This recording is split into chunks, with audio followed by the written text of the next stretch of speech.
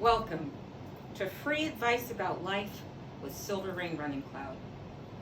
The story I have to tell you today is a little long and very unusual, and it isn't going to be for everyone, and it's going to sound a little crazy, but it's got to happen. It's a story that has to be told. I'm not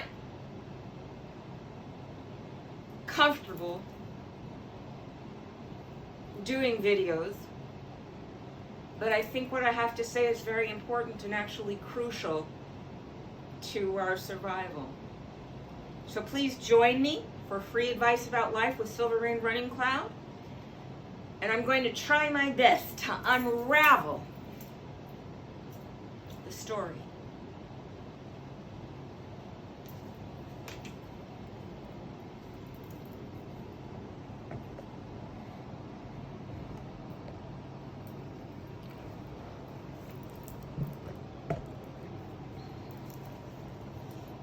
Okay, I'm doing my own camera work and I often put myself out of the frame.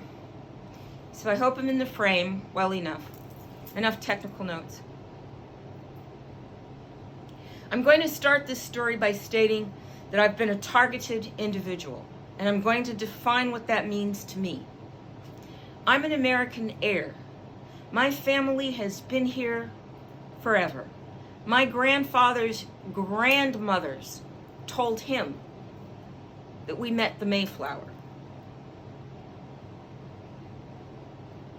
My family have been landowners for the longest time. But when the Europeans decided that they wanted to own American lands, they used a lot of terrorism and drove my family away from several places. They drove my family away from North Carolina, where they were Micmac Indians and actually owned the Forney Plantation. And I think it's very important for you to understand that people were in America and they were already living and doing agriculture. And slavery was kind of put over them like you might put a silver cover over a pheasant under glass. Okay? We were served up, and the whole myth of slavery began. My family were never slaves, but we were landowners. So we did have people working on our farm, and they did call our farm a plantation. But once they started doing the census, they started marking people racially. And you can see through the census records how the race of my family evolved in the eyes of the European masters. Well, my family, my great-grandfather Boesdeck was born in North Carolina, Rutherford County. Mary Deck, his mother, he kept his mother's name because Martin Edwards was his father. Now, Martin Edwards Sr., the son of Martin Edwards, and it could be Martin Edwards Sr., that's the father of Boesdeck, my great-grandfather. I don't really know. But I do know Martin Edwards is one of my great-great-grandfathers on my father's side. And when my grandfather Bose left North Carolina under great duress, what he left as his message that my grandfather told me is that Bose's father was a reprobate. That was the message. I believe Martin Edwards was, I actually visited Martin Edwards' grave at the Mill Spring Baptist Church in Mill Spring, North Carolina. And his grave is the first grave when you leave the church. So he was very important, a deacon in the church. I don't know much else about him except that he was so unkind to my grandfather, who is an Indian, and a European, of course, with them, that my grandfather left and let all of us know that his father was a reprobate. That's how I learned the word, actually. Well, Bose H. Deck went to Oklahoma and helped to found Lima, Oklahoma. But Lima, Oklahoma is now falling apart. I've inherited land in Lima, Oklahoma, but whenever I try to claim it, the Europeans in Oklahoma rise up against me. So much so that they actually tried to lure me into Oklahoma on a fake court date. And I'm sure they were going to pick me up on the highway on my way in, but I don't know. I get messages, that let me know I have very good, let's call it intuition. Well, I'm not able to inherit my Oklahoma land, but I did hire a groundskeeper to watch it for me, let me know what's going on. So I did become active in claiming my estate, but I also did not get any of the money that my mother and property my mother left me in the trust. And my mother had land in 2 cities in Florida. She had land in Michigan. She had land in Chicago, quite a bit of real estate in Chicago. She had real estate in other places. And then when my stepfather died, he also left me a trust and land in Las Vegas, land in Bullhead City. My point is if I get my inheritances, I'm a major landowner in America. But if I get my inheritances, men like Elon Musk cannot bundle my land into a package and say they own it, and then build a factory that's also a mine on top of it. So I'm a big problem for the European nationalists that depend on American resources and land to make their living. That's how I became a targeted individual, okay?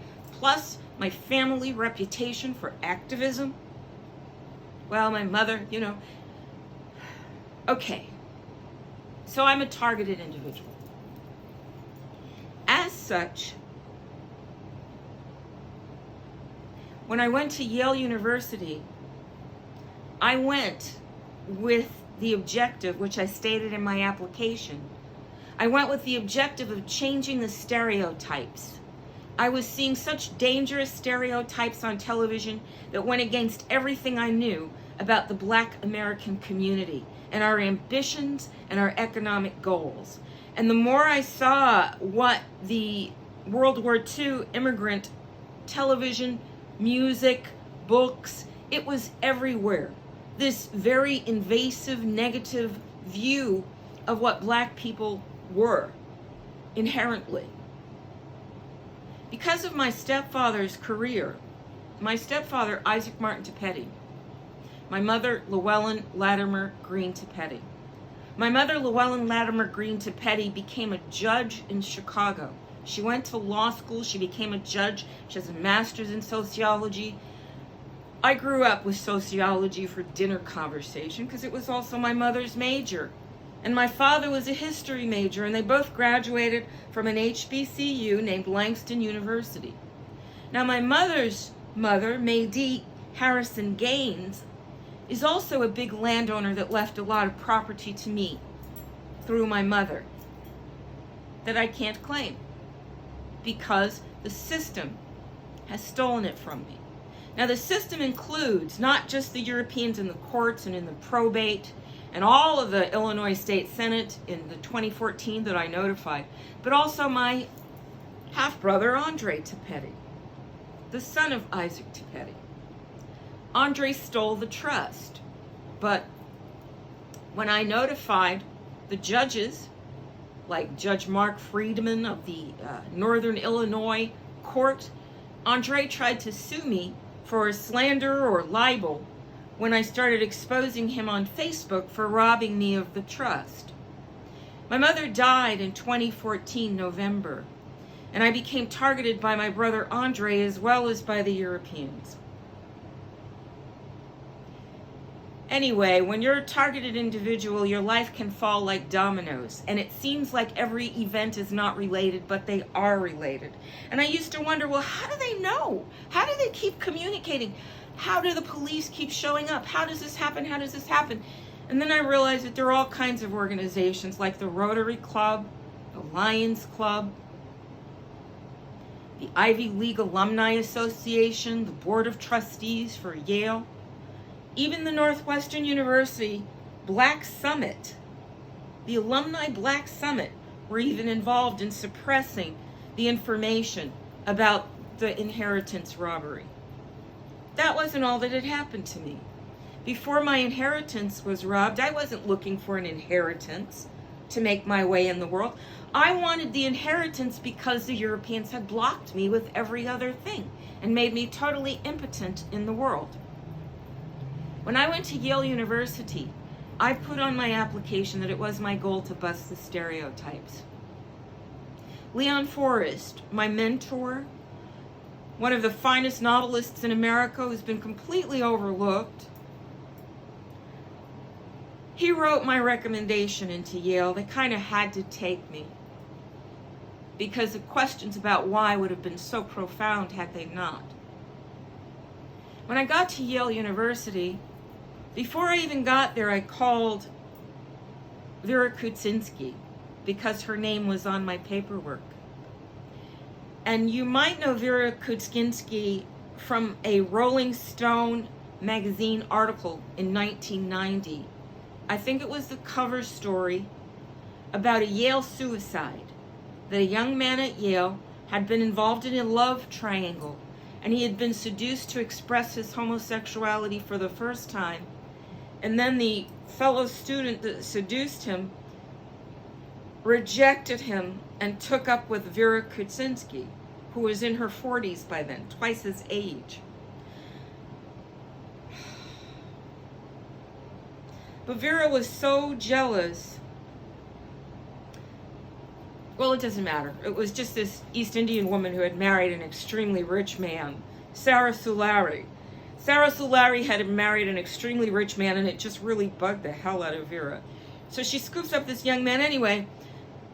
The new homosexual who had been seduced, he shoots himself, he kills himself, and it makes the Rolling Stone. Well, that's Vera. I knew her before this.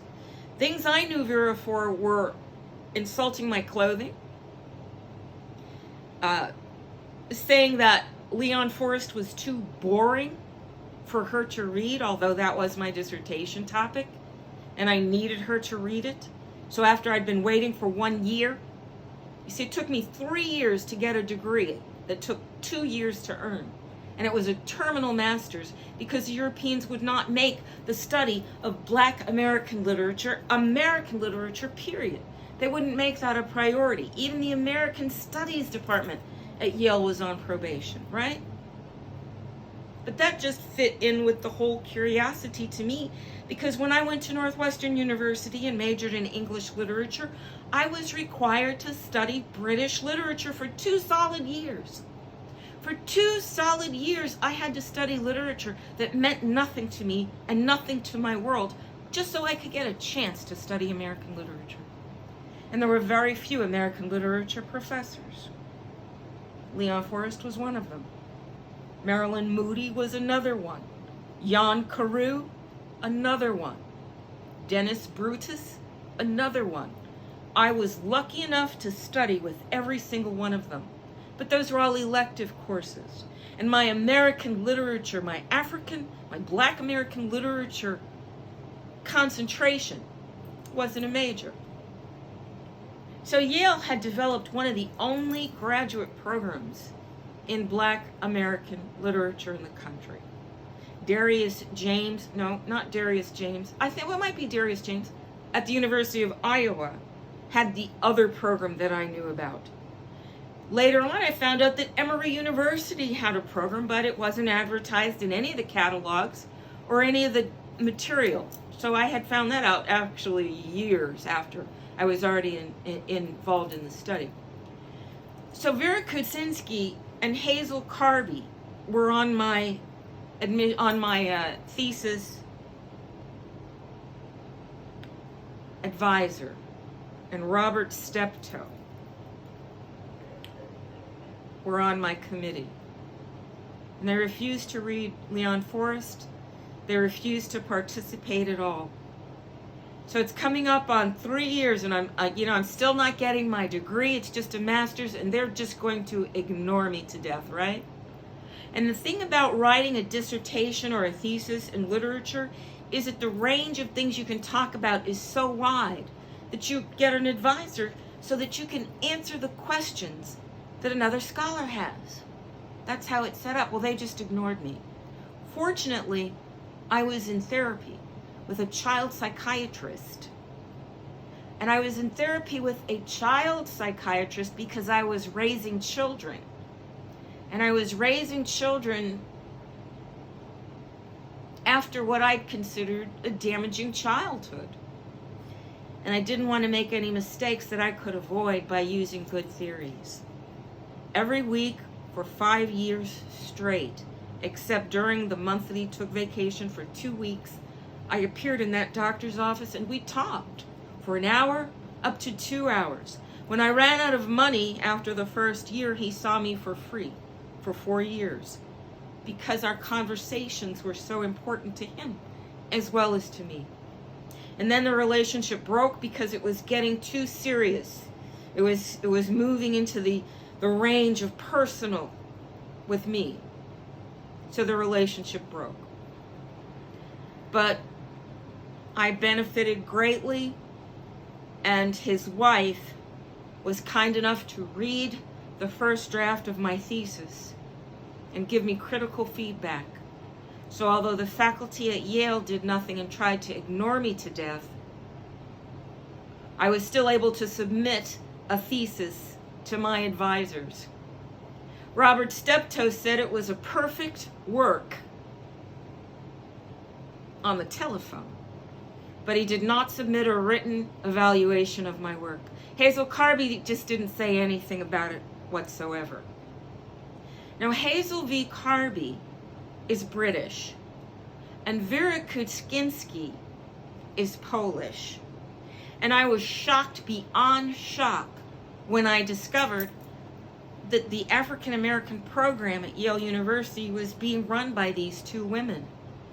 Hateful women, ignoring women, women that did not love the literature. Well, during the summers, Hazel actually went to Australia where she could oppress the Australians instead of being available for graduate students to get their work done. You see, when you're in graduate school during the year, you're taking courses and writing paper. So you're really not dealing with your personal individual research. Your personal individual research is in your free time, right? Summers, holidays, when you have extra time from your schoolwork, if you're not teaching too, right?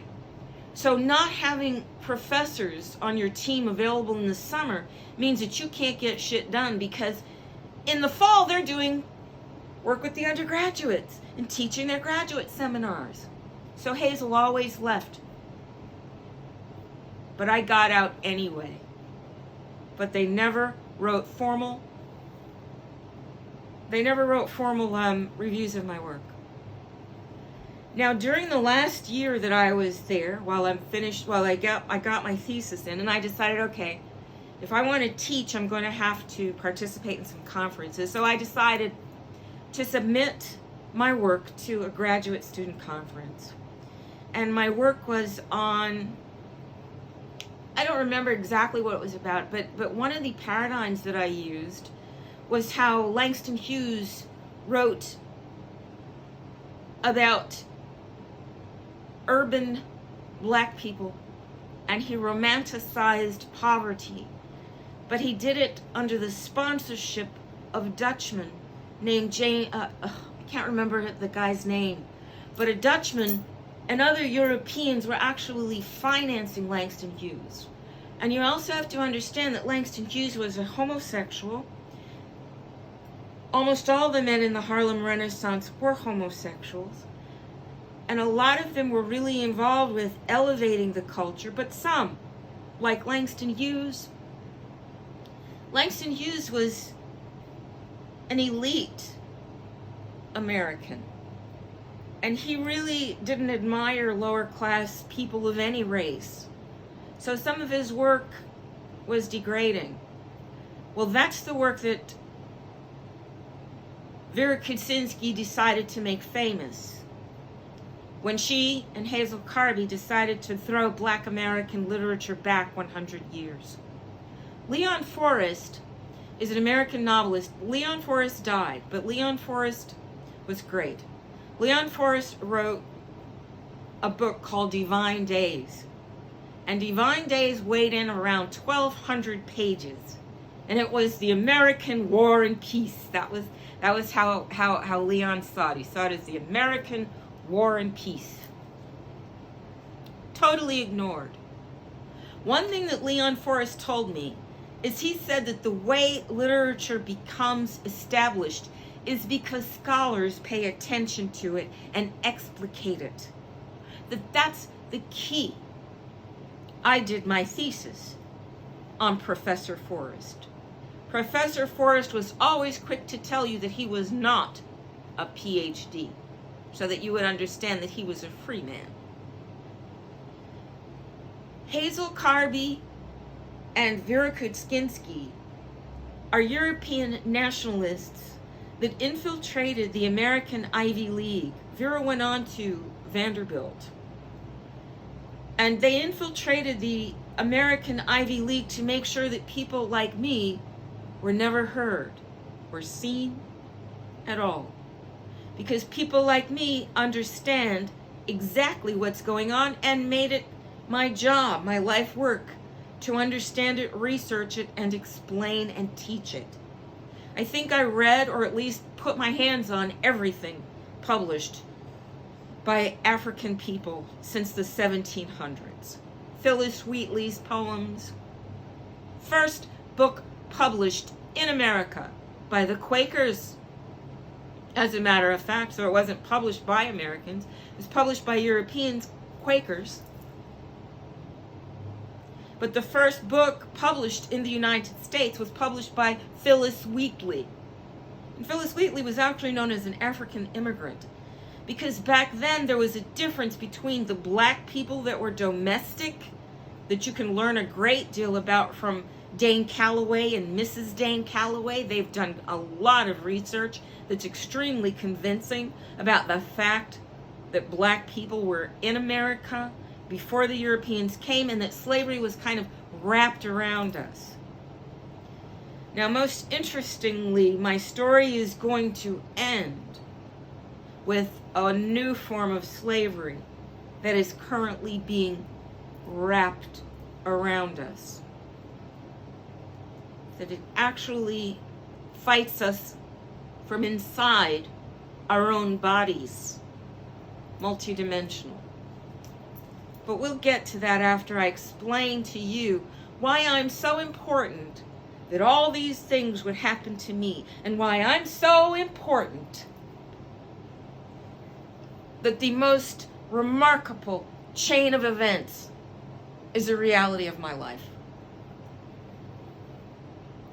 So Vera Kuczynski and Hazel Carby were at Yale precisely to stop people like me. Other students there, I won't name them, but they saw what was going on and knew they could not risk their futures playing this game that they couldn't win. That the enemy was embedded in the administration of the university, and the enemy was dedicated on silencing and destroying authentic American scholarship, literature, culture, art, music, you name it. They were going to put their foot on our heads.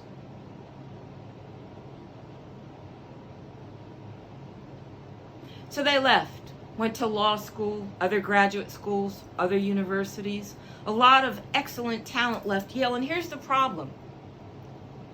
Sterling Library and the Cross-Cultural Library at Yale University are remarkable, filled with resources.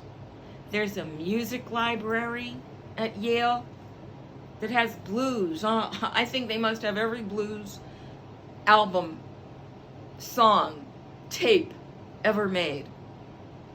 Okay? So they have marvelous archives. So if you're a member of the university community, you can access these archives. If you're not, you can't. So they were removed. Hazel Carby even did a film collection of African films where she collected every African film from the third cinema era of African cinema. So the resources at Yale are magnificent. And if you cannot access these resources, then you can't gain the knowledge.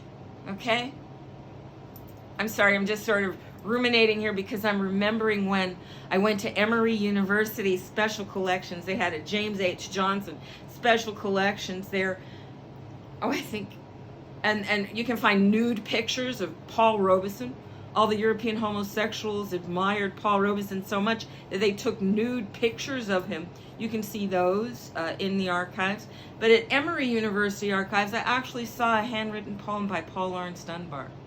Now, Paul Laurence Dunbar has always been very important to my family. One of the first poems my mother ever taught us that made us chirp with delight was in the morning.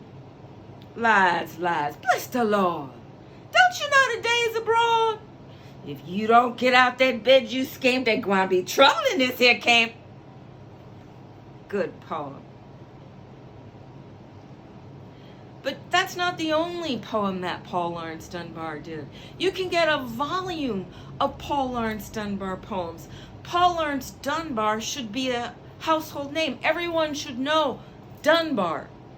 But instead we know Shakespeare. We know Poe. We know Locke. We know all these Europeans because they forced themselves down our throat. Now, one of the things I remember from history is that when you destroy the monuments of a culture, you destroy the cultural memory. And once you destroy a cultural memory, you can conquer the people. Because you've robbed them of the roots, of a connection to the roots of their identity. Well, that was the goal at Yale University. Well, I was married to a doctor, so I could afford to stay. I could afford to fight. And my husband wanted me there. I won't say that he's supportive because he would not have been able to make a living had he not betrayed me totally. And I completely understand that. And my children had to turn their backs on me and walk away, and I encouraged them to do so. Because once it became clear to us all that I was going to be a targeted individual, anybody that associated with me could also suffer my fate. So I lost my friends, I lost my family, and that was that. Now, if you look at the histories of targeted... Now, okay, so imagine you have all these Europeans in the Ivy League that are trying to stop me, right? And I'm still running. I got my ball. I'm still running, right? Well, when I went to Hazel Carby and I said, I'm trying to get a recommendation from her, right? So I say, well, I'm looking where I'm going to go for my doctorate, right? Because they made sure that the Black American Literature program was just a master's program. So that at the end of a master's program, you do not have the credentials you need to be a teacher. However, a terminal master's degree, which this was, is as good as a PhD because a terminal master's degree says this is all we got. We only got this much. You can master this body of knowledge in this amount of time. Well, like I said, I took 3 years, and yeah, I pretty much read a lot, but not everything. I mean, I stayed as a scholar from 1990 when I entered Yale after leaving the computer industry and leaving at-home motherhood. Those were the 2 careers I had done before. I was a computer programmer and systems analyst after I... Let me go back just a little. During college at Northwestern University, I was an inroader. Inroads Incorporated Chicago was founded the year before I went to Northwestern, and Frank Carr, the founder, a Princeton graduate who later became a Jesuit priest, personally recruited me to the program. My family had just moved from Saskatchewan to Chicago, where I started school in Chicago that November, and I finished my high school degree at Aquinas Dominican High School, and I think that the nuns had identified me as a talented person because I barely got my college applications off on time because I didn't know how to apply for college. I was only 16. I knew I was going to go to college, but I didn't actually know I had to apply to college. And my mother was, oh boy, we don't even want to talk about the trauma that my family was unnecessarily going through to destroy us. Because I'm telling you, when they're trying to destroy the heirs, they have specific agendas for each person in each generation until the genocide is complete and the land and properties can be seized with no problem. So my mother was already going through it, and she didn't really have time to deal with me going to college or anything. And I wanted to go to school in Saskatoon. I tried to apply to the University of Saskatchewan so I could be back with my Canadian friends who later betrayed me. Every single one of those Europeans moved to America.